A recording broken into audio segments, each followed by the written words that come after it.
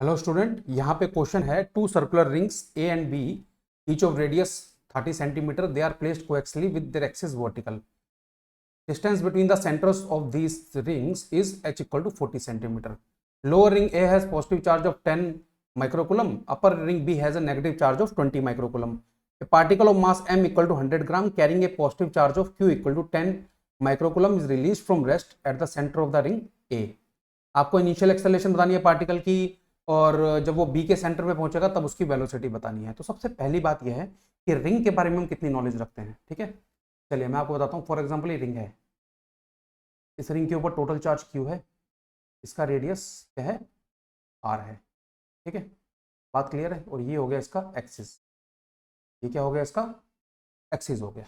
ठीक है, अब बहुत सिंपल सा कॉन्सेप्ट है। इस रिंग के कारण अगर किसी भी पॉइंट पे मुझे इलेक्ट्रिक फील्ड निकालनी है और इस पर अगर पॉजिटिव चार्ज है तो अवे फील्ड बनेगी, नेगेटिव चार्ज है, पॉजिटिव चार्ज है तो इस तरीके से अवे फील्ड बनेगी। पॉजिटिव चार्ज है तो अगर ये क्यू का जो वैल्यू है वो नेगेटिव है तो towards the centre of the ring field बनेगी। बट इन दोनों का जो मैग्नीट्यूड आएगा, मैं मान लेता हूँ सेंटर से एक्स सेपरेशन पे, सेंटर से एक्स सेपरेशन पे जो इलेक्ट्रिक फील्ड का, चाहे वो पॉजिटिव हो, क्योंकि अब देखो मैं चार तो सेम लेके चल रहा हूँ ना, तो मैं सिर्फ ये लिख लेता हूँ कि वहां पे जो इलेक्ट्रिक फील्ड का मैग्नीट्यूड आएगा, मैं वो लिखने जा रहा हूँ। उसका रिलेशन क्या होता है, वो होता है K into Q into X upon X square plus R square raise to the power 3/2। ये इलेक्ट्रिक फील्ड का रिलेशन आता है सेंटर से एक्स डिस्टेंस पे। चलिए ये पहली बात होगी। उसके अलावा मैं यही रिंग दोबारा लेता हूँ। ठीक है, मैं चार्ज क्यू लेता हूँ, रेडियस आर लेता हूँ। ठीक है, बात क्लियर है। अच्छा एक बात और है यहाँ पे, अगर मैं सेंटर पे फील्ड निकाल रहा हूँ, सेंटर पे इलेक्ट्रिक फील्ड क्या आएगी, जीरो आएगी। वो भी हम देख लेते हैं, कोई प्रॉब्लम नहीं है। अब मैं बात कर रहा हूँ पोटेंशियल की। एक रिंग ले ली क्यू, उसका रेडियस कैपिटल आर, उसके एक्सिस पे किसी एक्स डिस्टेंस पे अगर मुझे पोटेंशियल निकालनी है तो हम क्या करते हैं, इस केस में डेरिवेशन होती है, छोटे छोटे एलिमेंट्स लेते हैं, उनकी पोटेंशियल इस पर्टिकुलर पॉइंट पी पे देखते हैं और सीधा सीधा अलजेब्रिक समेशन होता है ना। तो इसका मतलब यहाँ पे जो डिस्टेंस काम में आने वाला वो ये वाला आने वाला है, स्मॉल आर। बात क्लियर है। ठीक है, स्मॉल आर की वैल्यू क्या होगी, अंडर रूट कितनी आ जाएगी, under root R square plus X square. ये बात क्लियर है। यहाँ तक तो हमें ये कॉन्सेप्ट क्लियर हो गया। और यहाँ पे पोटेंशियल कितनी होगी वो भी लिख लेते हैं। Potential at point P equal to K into Q upon R होने वाली है। तो कोई प्रॉब्लम तो नहीं है। ठीक है, सेंटर पे कितनी पोटेंशियल होने वाली है, सेंटर पे पोटेंशियल होने वाली है K into Q upon capital R, क्योंकि सारे एलिमेंट्स कैपिटल आर डिस्टेंस में होंगे सेंटर से, है ना। तो ये सब कुछ हमें यूज करना है डाटा यहाँ पे।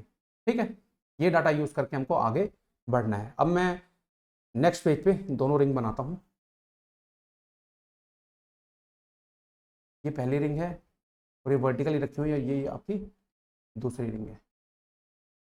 ठीक है, दोनों का जो रेडियस है वो कितना दिया हुआ है, 0.3 मीटर।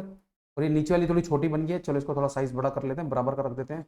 ऊपर वाली के रखना ही पड़ेगा क्योंकि दोनों का रेडियस सेम है, तो दोनों का साइज भी ऑलमोस्ट सेम ही होगा, नॉट ऑलमोस्ट सेम ही होगा, गारंटीड।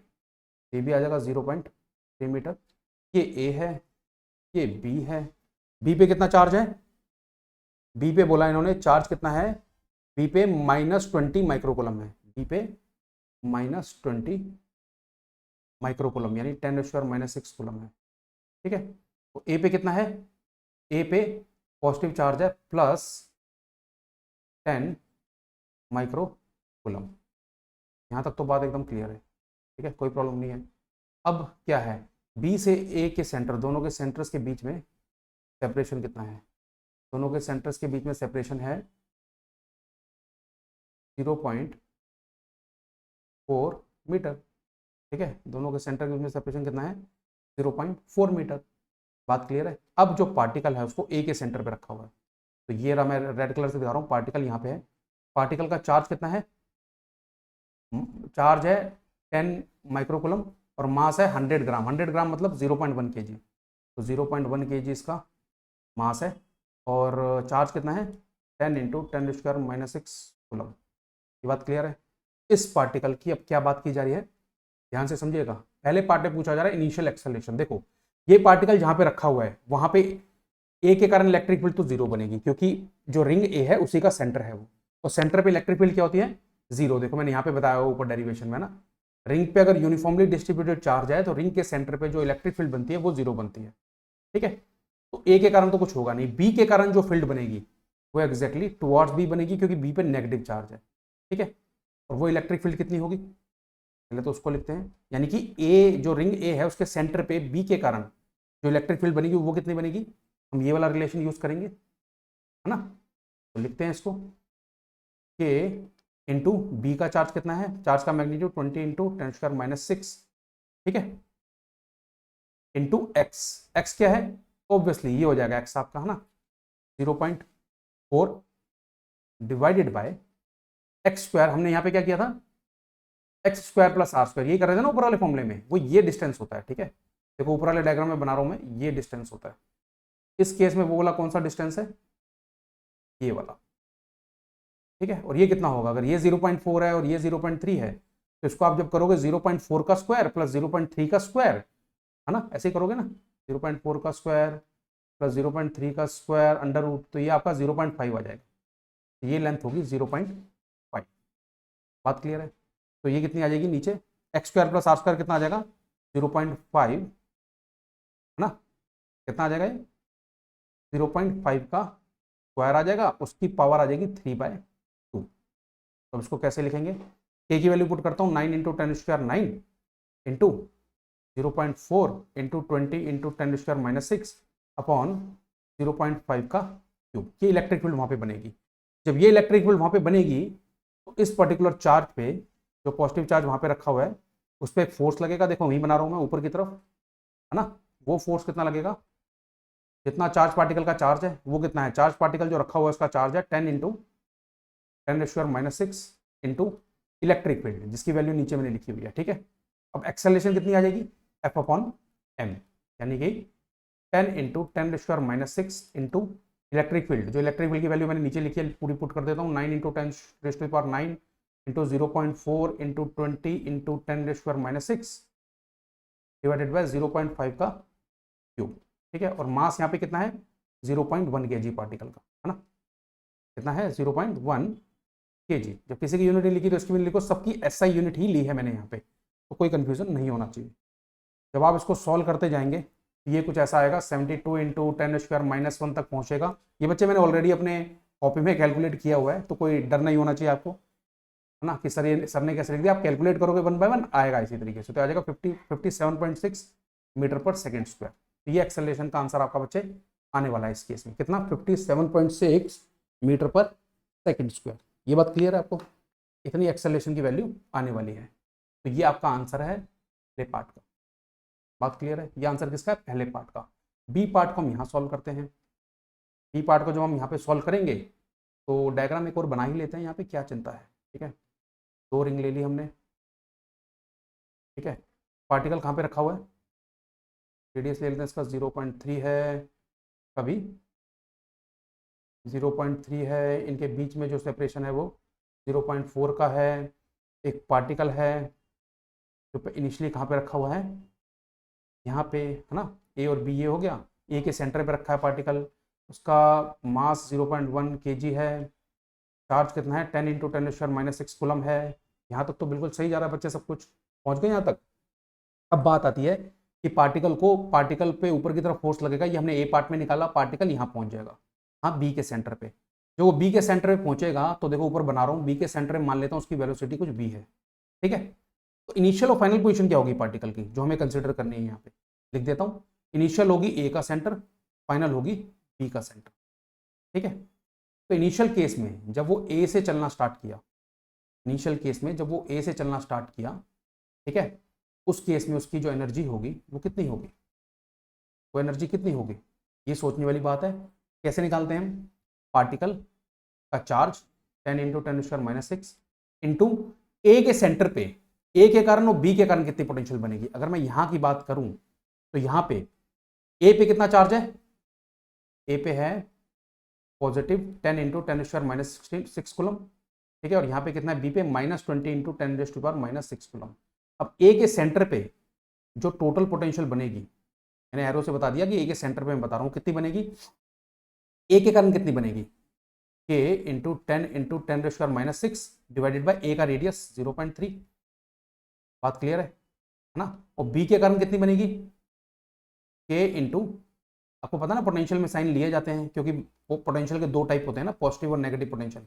नेगेटिव चार्ज के कारण नेगेटिव पोटेंशियल, पॉजिटिव के कारण पॉजिटिव पोटेंशियल। तो आ जाएगा, ध्यान रखिएगा आप, जो बी रिंग है उसके कारण ए के सेंटर पे कितनी बनेगी पोटेंशियल, आपको ये डिस्टेंस लेना होगा। डायग्राम में देखो ध्यान से, क्योंकि बी के जितने भी आप चार्ज एलिमेंट लोगे सबका डिस्टेंस जो होगा ए के सेंटर से वो ये वाला होगा। ये कितना होगा, 0.5 मीटर। तो यहाँ लिख देते हैं 0.5 मीटर। बात क्लियर है? तो कितना आंसर आ जाएगा यहाँ पे, कोई इशू नहीं है। यहाँ पे लिखते हैं, पहले मैं कॉमन ले लेता हूँ, के इंटू 10⁻⁵ कॉमन ले लेता हूँ, तो आ जाएगा 1/0.3 माइनस कितना बच जाएगा यहाँ पे 2/0.5।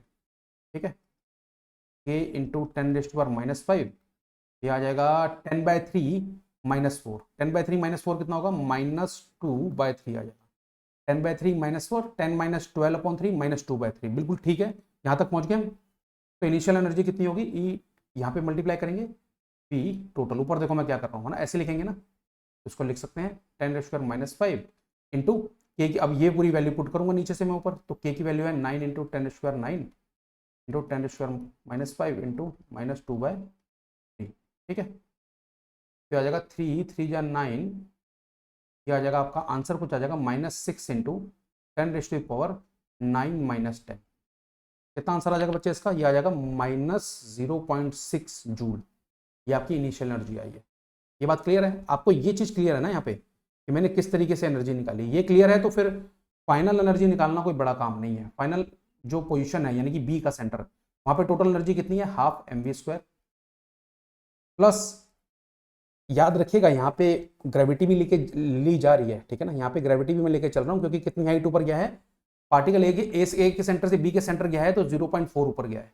तो मैं mgh लेके चलता हूँ ना, तो mgh क्या लेंगे, मास कितना है पार्टिकल का, 0.1 × 10 × 0.4 ऊपर गया है। तो mgh यानी कि ग्रेविटेशनल पोटेंशियल एनर्जी भी उसने गेन की है ए के सेंटर से बी के सेंटर मूव करने में, क्योंकि वर्टिकल, तभी तो बोला ना वर्टिकली रखा गया इन्हें।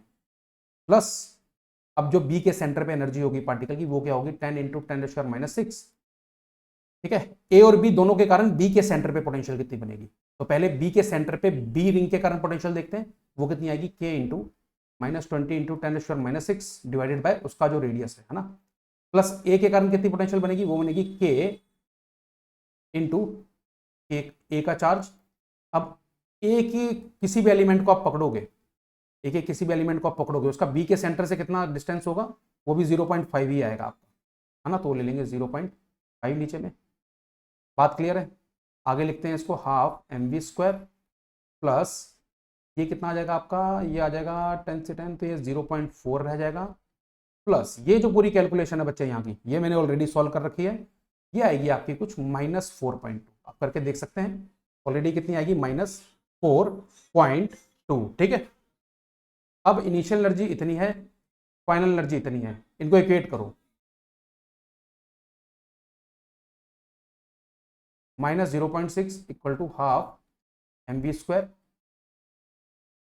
प्लस 0.4 -4.2। ठीक है, तो ½ mv² आपका कितना आएगा, 4.2 -0.6 -0.4, ये आ जाएगा 3.2।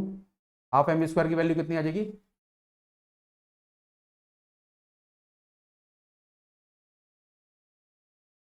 ½ mv² कितना आ जाएगा, 3.2 × 2 6.4। ठीक है, तो मास की वैल्यू कितनी लोगे, 0.1 इंटू v² = 6.4।